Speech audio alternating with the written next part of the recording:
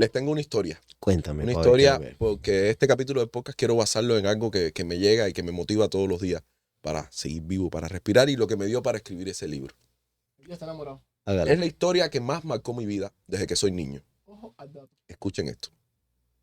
Se trata de una familia muy pobre, muy pobre, muy pobre que vivía en el medio del campo, lejos de la civilización, lejos de la ciudad, lejos de todo.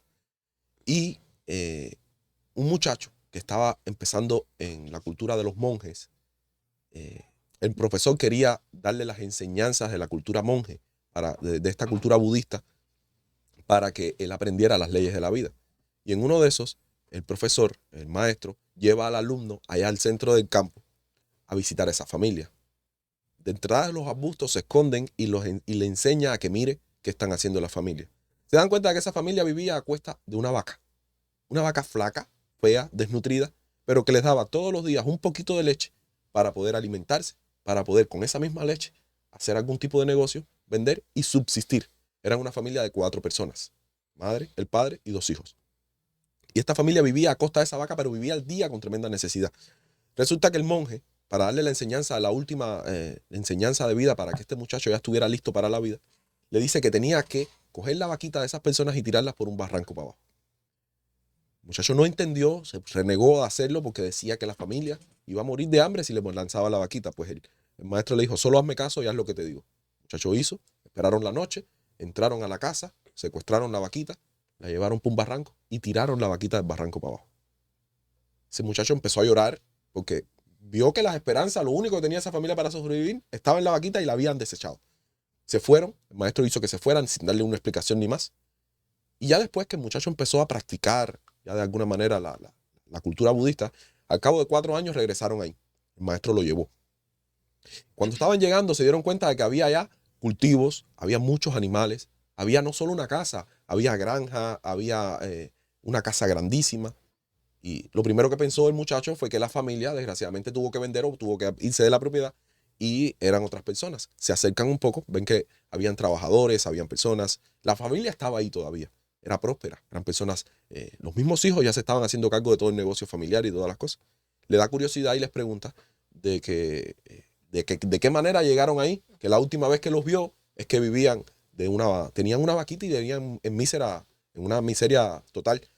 Y ellos le dicen que una noche pierden la vaquita, se les desapareció, más nunca la vieron. Y al otro día levantaron y al no saber qué hacer, al no saber de qué vivir para ese día, empezaron a buscar alternativas diferentes para sobrevivir. Uno se fue a la ciudad a trabajar, otro se fue a cosechar ahí dentro del mismo campo. Los padres fueron a pescar y fueron a hacer cosas fuera de lo que ellos hacían para lograr subsistir. Y así poco a poco fueron saliendo adelante, empezaron a vender, hicieron un negocio de frutos, hicieron un negocio y crecieron y se hicieron millonarios. La enseñanza de este cuento es que a veces en la vida tenemos nuestras vaquitas. Tenemos nuestras vaquitas de las que nos alimentamos todos los días y pensamos y no nos desprendemos de ellas sabiendo que eso es lo que nos ata a una vida de pobreza, de miseria, y a veces tenemos que pensar en cuál es la vaquita que tenemos nosotros. ¿Cuál es la vaquita que nos ata a nosotros a un trabajo, una rutina, algo? Y salir de esa zona de confort para empezar a experimentar. David, ¿cuál es tu vaquita, hermano? Mala, me erizaste primero de todo. Sí, Una historia bonita. ¿Tú te sabes esa historia? ¿Tú te la sabías? Sí, Ya te la sabías. eso es como algo. También salir de tu zona de confort, que te sientes como que cobras y te da para vivir lo necesario. Y ya te acomodas a eso de que no quieres salir de esa burbuja que tienes. Y una vez que te pinchas esa burbuja que tú dices, bueno, tengo la necesidad, la obligación de salir a buscar un desarrollo personal o económico o lo que sea, es cuando tú sales de esa zona de confort y dices, bueno, y te das cuenta que tienes más para ofrecer que lo que estaba acomodado hasta ese momento. Así mismo es. Y yo recuerdo que la primera vez que leí ese cuento es de un libro que está en internet, lo pueden buscar, se llama La culpa es de la vaca, basada en la historia de esa historia particular, que es como la esencia del libro.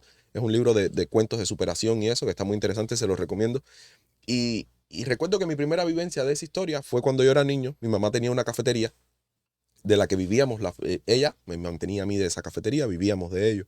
Y prácticamente la cafetería empezó en decadencia porque los negocios de alrededor empezaron a prosperar más que los que tenía mi mamá. Y ya la heladería que ella tenía ya no producía tanto como lo que producía anteriormente. Y en los negocios la competencia tenía mejores precios, mejores calidades. Y ella se fue quedando un poco atrás, pero seguía subsistiendo y seguía debatiendo. Y después de leer ese cuento, pues, yo era un niño, dije, mamá, tienes que soltar la vaquita, tienes que ya dejarlo.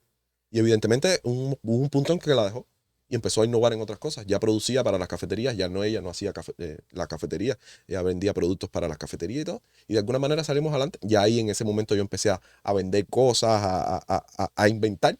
Y de alguna manera, si se puede decir, salimos adelante. Sí, Después claro. creamos REC. Sí, claro, por supuesto. O sea, eso deriva, por ejemplo, de cuando la gente es conformista. Me Exacto. explico, como que bueno, nada, es lo mismo que estaba diciendo el chinazo, que tú de repente tienes tal vez, tú que nos estás viendo, tienes un trabajo del cual pues bueno, nada, de ese te da para subsistir tu familia, pero dentro de ti tal vez tú tienes ese ímpetu de que tú puedes dar más, de que tú puedes lograr grandes cosas Pero y es que que, simplemente te amarras a la alternativa de que bueno, nada, con lo que gano me da para pagar, para pero es sobrevivir que aquí y algunas veces, allá y no... es que Pero, algunas veces ellos no saben que lo tienen hasta el momento que están en cierta.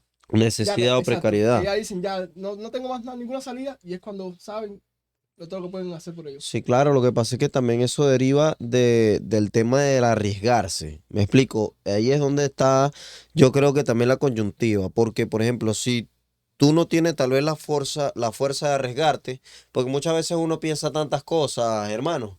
Por ejemplo, tú agarras y dices, tengo este trabajo. Para poder optar por otro trabajo que yo sé que yo voy a desarrollarme mejor y puede que gane más, siempre están muchas preguntas ahí latentes. Tú tienes que arriesgarte a perder tal vez o perderlo e intentar allá.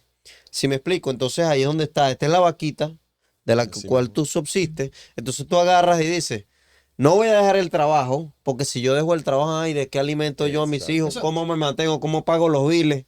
¿Me explico? ¿te acuerdas cuando estamos Eso hablando? es, ese es el verdadero dilema. A ver que estamos hablando del carro de los futbolistas, que hay futbolistas que han decidido quedarse en su club.